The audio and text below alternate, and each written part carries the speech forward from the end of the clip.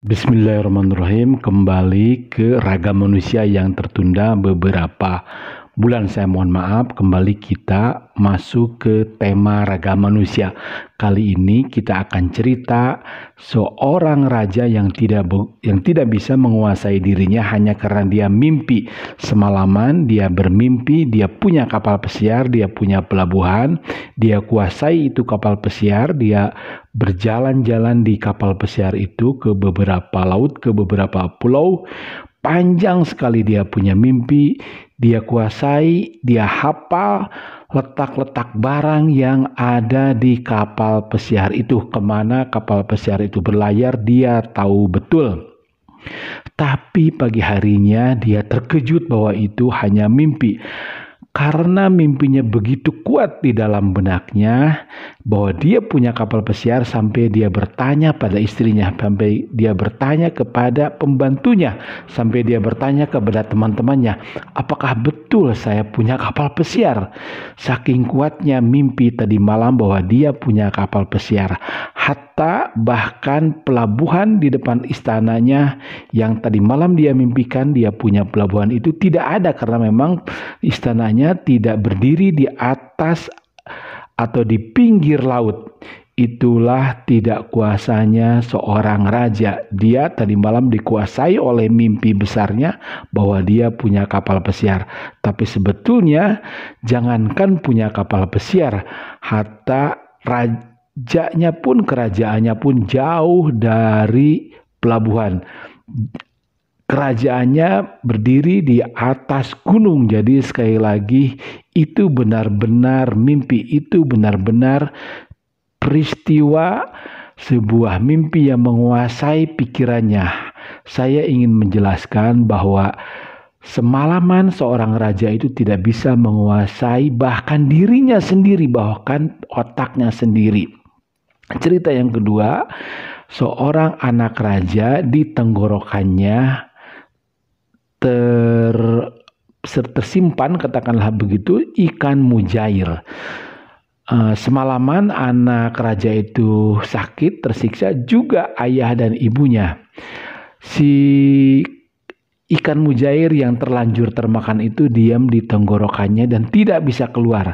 Dia cari tabib, bahkan ke berbagai negara dia cari tabib, tapi tidak ada tabib yang sanggup, dan tabib-tabib yang ada waktu itu dalam keadaan sakit. Dari dua peristiwa ini saya ingin menggambarkan seorang raja tidak berdaya hanya karena ikan mujair. Seorang raja tidak berdaya hanya karena mimpinya. Di dalam kehidupan sehari-hari, seorang raja bisa saja dia tidak berdaya hanya karena takut pada istrinya, hanya karena takut pada tetangganya, hanya karena seorang raja itu banyak hutang, hanya karena seorang raja itu banyak bohong. Sementara bohong akan tertutupi oleh kebohongan yang lainnya. Sementara hutang akan tertutupi diantaranya adalah dengan kembali berhutang. Jadi gali lubang tutup lubang. Saya kira gambaran-gambaran cerita itu tadi adalah terjadi. Cerita ada seorang anak yang di tenggorokannya ada ikan mujair, itu benar-benar terjadi. Baru kemudian ikan mujair itu keluar setelah seorang raja itu ditolong oleh seorang ulama besar, oleh seorang wali. Atas izin Allah, ikan mujair yang ada di tenggorokan anak-anaknya itu kemudian berhasil keluar.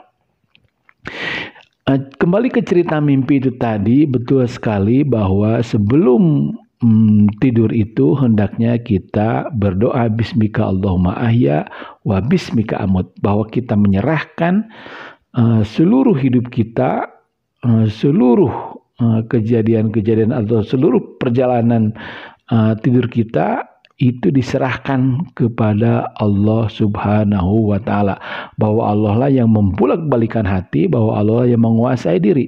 Kemudian setelah tidur kita juga berdoa, alhamdulilladzi ahyana ba'da ma amatana wa ilaihi nusur.